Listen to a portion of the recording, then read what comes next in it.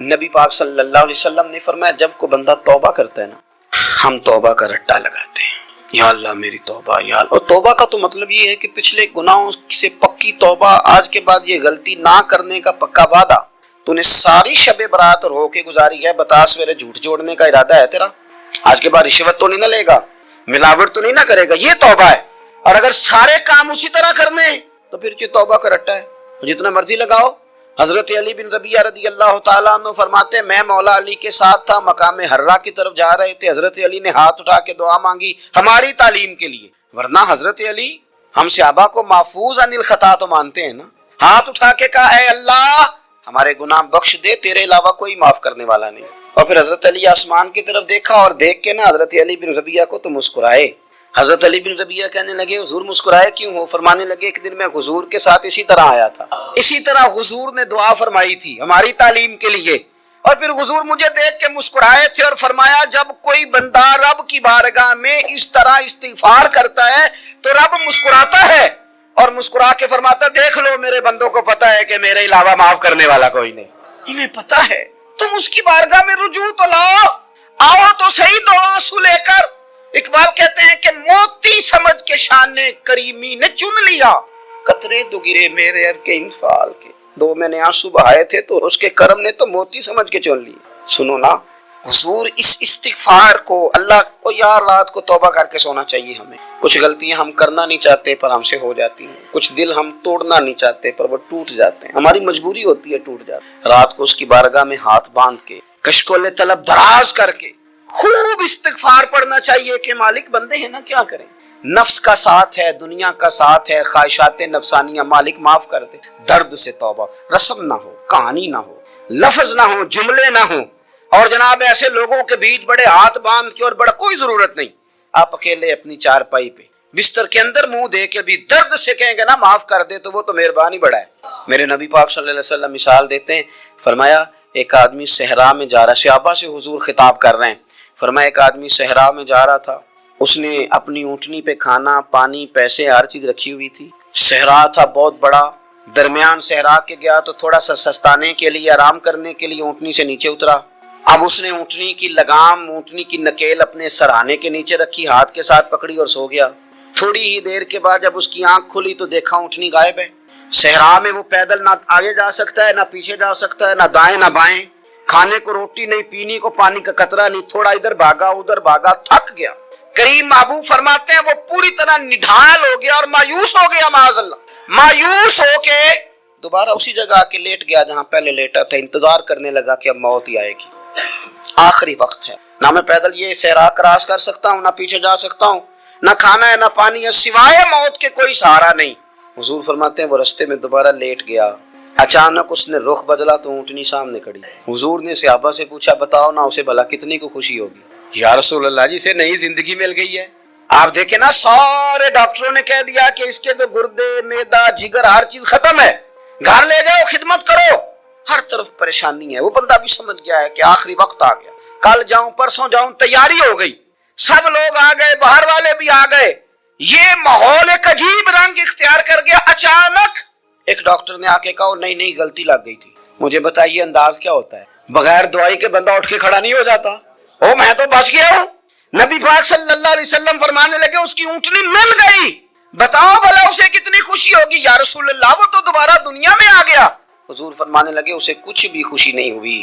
جب کوئی رب کا گناہگار بندہ آ کے توبہ کرتا ہے، رب کو اس سے کئی گنا زیادہ خوشی ہوتی ہے۔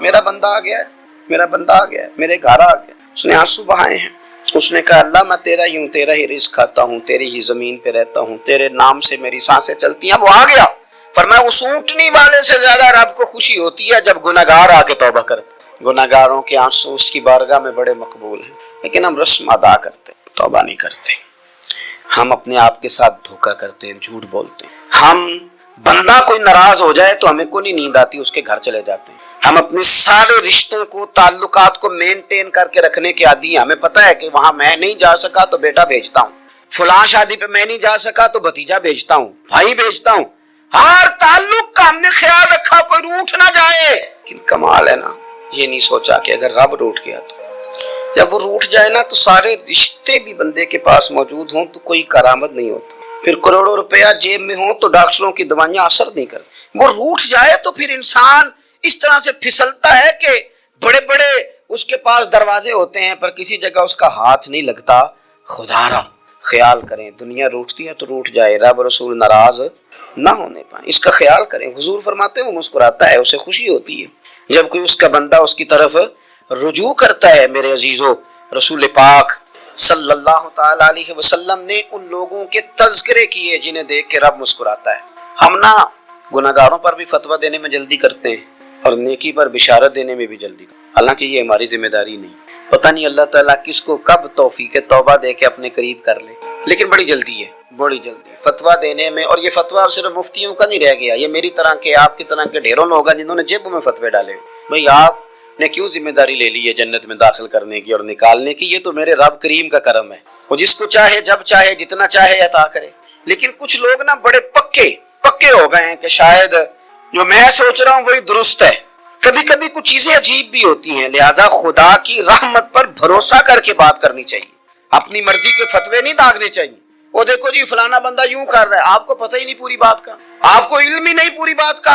हजरत बाउलक नक्शबंद बुखारी रहमतुल्लाह अलैह फरमाते, मैं हज करने गया तो वहां मैंने एक आदमी को करोड़ों का कारोबार करते देखा, तो मेरे दिल में ख्याल है यहाँ भी अल्लाह अल्लाह करनी चाहिए थी, दुनियादारी कर रहा है। लेकिन फरमाते हैं हज से फारिग हुए तो मैंने देखा वही बंदा सारा कुछ रब की बारगाह में खैरात कर रहा है और सैकड़ों गरीब हाजी हैं जिनको पूरे पूरे खर्चे दे रहा है। तो मैंने वही अपनी सोच से तौबा की कि मैं कहाँ था, बड़ी जल्दी खड़े ना हो जाएं। हजरत हसन बसरी रहमतुल्लाह ताला अलैह इरशाद फरमाते हैं कि मैं दरिया के किनारे गया तो वहां मैंने एक शख्स को देखा, वो अपनी एक खातून की गोद में सर रख के बैठा और करीब एक बोतल भी पड़ी है।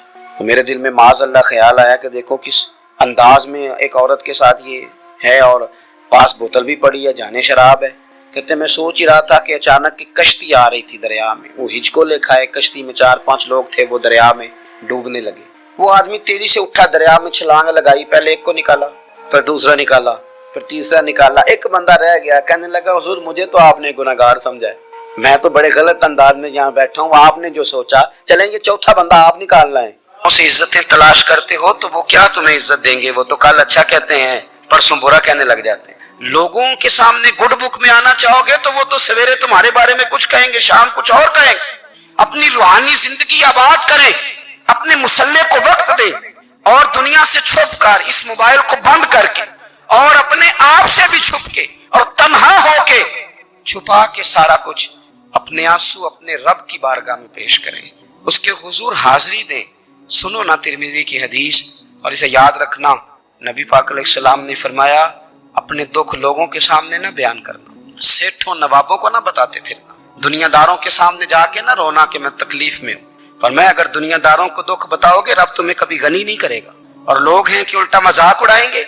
आपकी जिससे बड़ी पक्की यारी है ना, पक्की, वो तब तक पक्की है जब तक आपने 50,000 मांगा नहीं, और जिस वक्त आपने कह दिया कि मैं मजबूर हूँ मेरी मदद कर, तो फिर खत्म हो गई दोस्ती। लोगों की ताल्लुकात आपके साथ तब तक हैं जब तक आप उनसे कोई जरूरत वाबस्ता नहीं करते।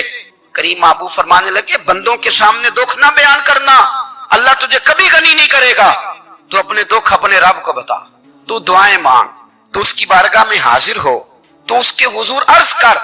फरमाया अपने दुख अपने रब को बता, वो जल्दी करे या देर से करे तुझे सारी दुनिया से बेनियाज कर देगा, तुझे किसी का मोहताज नहीं रहने देगा। अपने मुसल्ले को, अपनी दुआओं, एक बुजुर्ग फरमाते मैंने दुआ मांगने का तरीका अपनी बीवी से सीखा।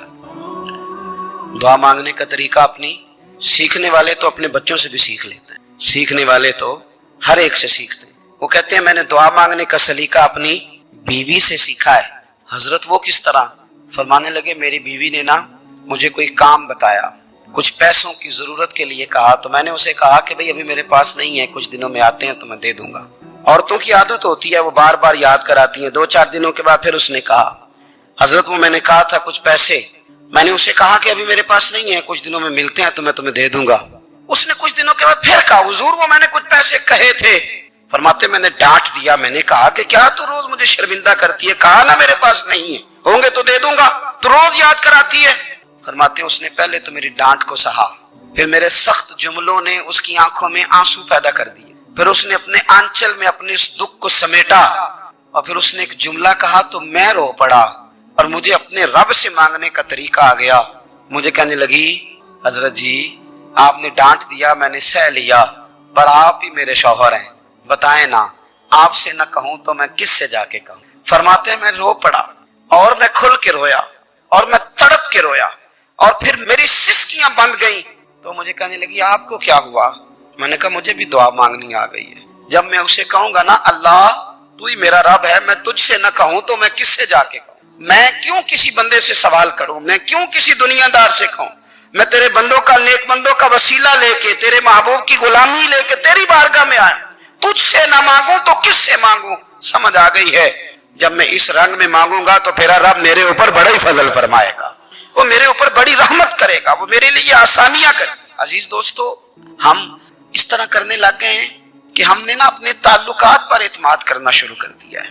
میرے تعلقات بہت ہیں، ہم نے اپنی دولت پر اعتماد کرنا شروع کر دیا ہے، میرے پاس دولت بہت ہے، ہم نے اپنے علم پر، اپنی شہرت پر اعتماد کرنا شروع کر دیا ہے کہ میرے پاس فلاں چیز بہت ہے۔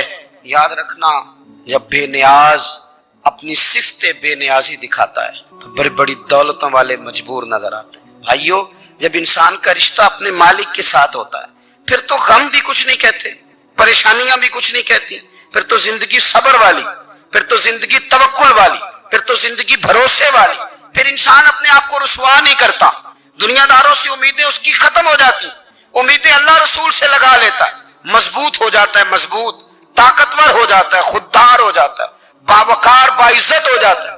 حضرت بہلول دانا رحمت اللہ علیہ بیٹھے تھے تو ہارون رشید حج کر کے آ رہا تھا، تو رستے میں حضرت شیخ سے ملاقات ہو گئی تو السلام علیکم کے بعد کہنے لگا حضور کوئی حکم ہو تو بتائیے گا۔ تو حضرت بہلول دانا فرمانے لگے تیرا رب کون ہے؟ اس نے کہا اللہ۔ تو فرمایا میرا کون ہے؟ کہا اللہ۔ فرمانے لگے تو بڑا ہی بیوقوف ہے، کیا تو یہ سمجھتا ہے کہ رب ہارون رشید کو تو دے گا اور بہلول دانا کو بھول جائے گا؟ تیرا بھی وہی رب ہے، میرا بھی وہی رب ہے، اس نے اگر تجھے دے کے آزمایا ہے تو ہو سکتا ہے مجھے نہ دے کے آزما رہا ہو، جب اس کی حکمت کے تقاضے ہوں گے تو عطا کرے گا اور دے گا، تو جا اپنا کام کر۔ بھائی، اپنی روحانی زندگی، اپنی عبادات، اپنے وظائف، اپنے روزمرہ کے معاملات، اپنی دعائیں، اپنا استغفار، دیکھو مشکل کام تو نہیں، 2 رکوع ہیں سورہ واقعہ کے، اگر رات کو پڑھ لی جائے تو میں کس طرح یہ بات بیان کروں کہ تعویذ بانٹنا آسان ہے اور وظیفہ بتانا مشکل ہے۔ سارا دن تعویذ بانٹیں تو لوگ لینے کو تیار ہیں، اور اگر آپ وظیفہ بتائیں تو کہتے ہیں تو مشکل کام ہے۔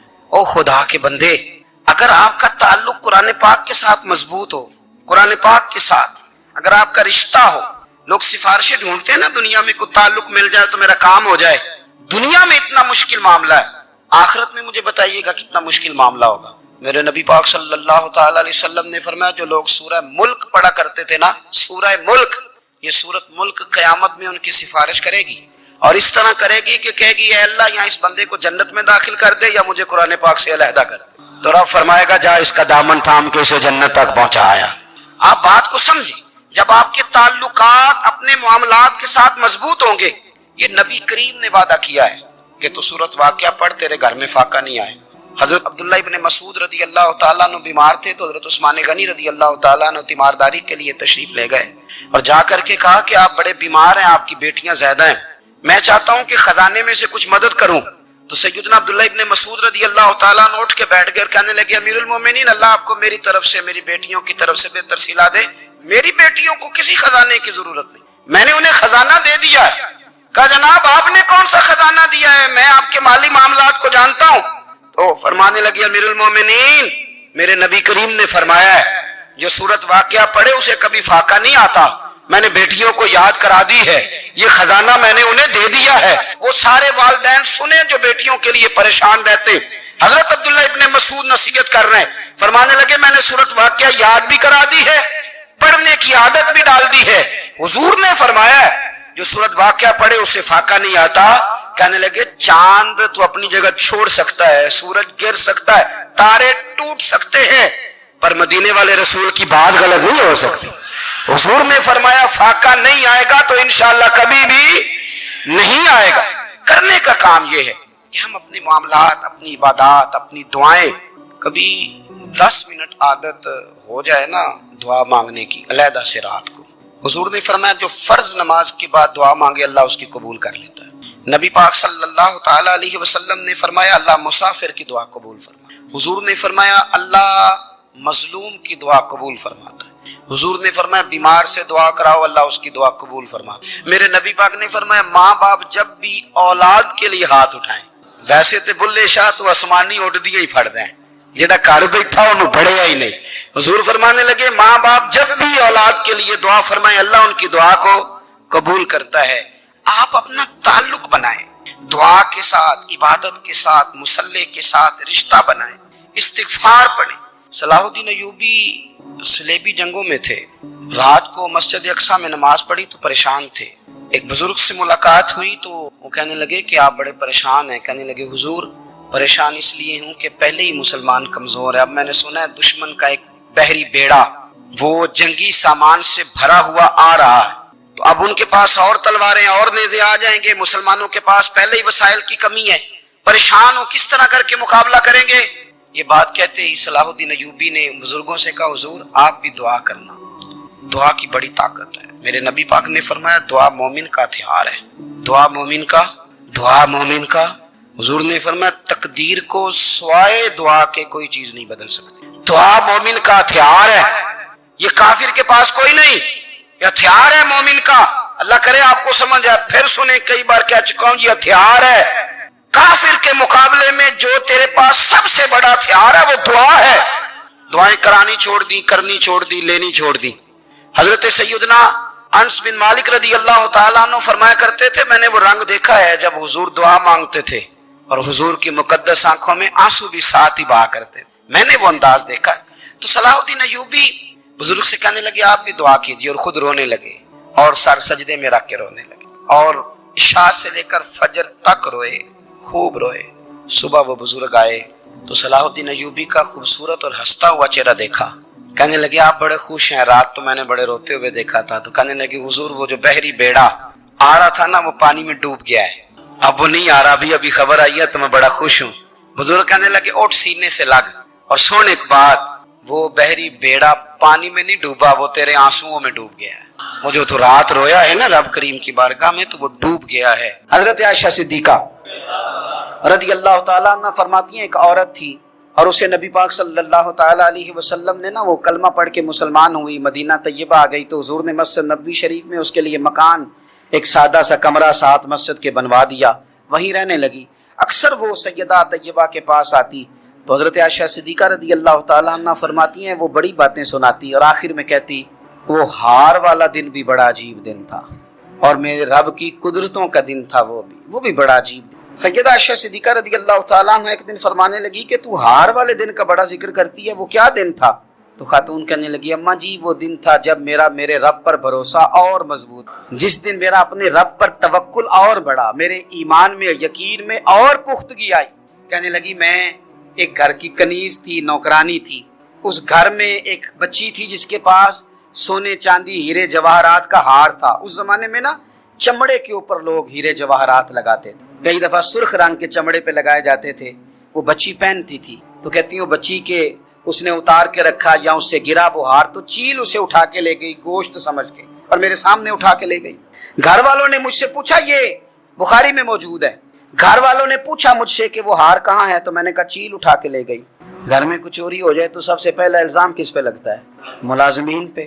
کہتے ہیں انہوں نے مجھے بڑا مارا، بڑی تکلیف دی، حتیٰ کہ میری شرمگاہ تک کی تلاشی، میری عزت اتنی خراب کی میں بتا نہیں سکتی۔ میں نے اپنی زندگی میں ایک واقعہ دیکھا، ایک امیر گھر میں چوری ہو گئی، ملازم کو اتنا مارا کہ وہ چارپائی پہ پڑ گیا، پولیس والوں سے اتنی مار پروائی گئی کہ وہ بیچارہ چارپائی پہ پڑ گیا، اور پھر وہ اتنا بیمار ہوا اور کچھ دنوں کے بعد پتہ چل گیا کہ چور تو اپنا بیٹا ہے ان کا، پھر اس کا انتقال ہو گیا۔ اب وہ سیٹھ صاحب اور گھر والے آ کے نا مرنے والے کے کان میں معافیاں مانگ رہے ہیں، کان میں۔ تو میں نے ان سے پھر کہا تھا کہ یہ تو اب چلا گیا ہے، تمہارا زور چلتا تھا نا تو تم نے قانون خریدا اور تم نے اسے جتنا ہو سکا تم نے اسے مار پڑوائی، تمہارے پاس جو عدالتیں تھی تم نے وہاں کارروائی کی، اب ایک عدالت قیامت کے دن لگے گی۔ یہ کمزور تھا نا، کچھ کر نہیں سکا۔ میرے نبی پاک صلی اللہ علیہ وسلم نے فرمایا سن لو، اگر سینگ والی بکری نے بغیر سینگ والی بکری کو تکلیف دی ہوگی نا تو قیامت کے دن اسے بھی بدلہ دینا پڑے گا کہ تیرے پاس سینگ تھے اور تو نے اسے مارا تھا۔ وہ خاتون عرض کرتی ہے سیدہ عائشہ کی خدمت میں کہ مجھے بڑا مارا، مجھے تکلیف دی، میں کہہ رہی تھی کہ میرے سامنے چیل لے گئی ہے پر وہ نہیں مان رہے تھے. اماں جی انہوں نے مجھے بڑا مارا. حضرت عائشہ صدیقہ کہتی ہیں پھر کیا ہوا؟ کہنے لگی اماں جی جب کوئی میرا مددگار نہ رہا, مجھے تکلیف دے رہے تھے, رسوا کر رہے تھے, تو میں نے اپنے رب سے مدد چاہی, میرے رب کی طرف میں نے توجہ کی, میں نے کہا مالک اب تو ہی میرا مددگار ہے. کہتی ہے وہ مجھے مار رہے تھے تو وہ چیل جو ہار لے گئی تھی وہی لے کے واپس آ گئی, اور ہمارے سروں کے قریب لا کے اس نے جب اس ہار کو پھینکا, وہ مجھے چھوڑ کے سائیڈ پہ ہوئے, وہ میری بے گناہی جان گئے.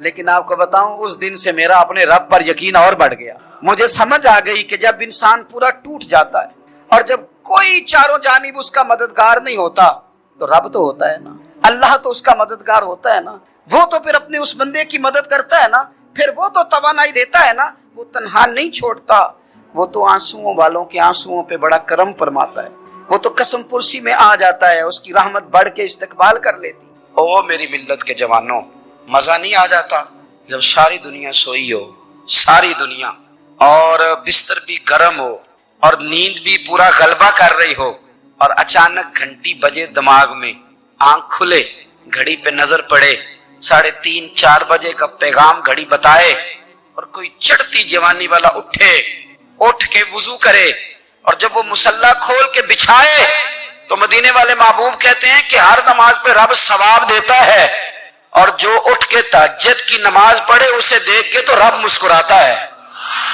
جو اس کی شان کے لائق ہے, جو اس کی شان کے لائق, وہ مسکراتا ہے, خوش ہوتا ہے کہ میرا بندہ تہجد میں اٹھ گیا, وہ مسکراتا ہے.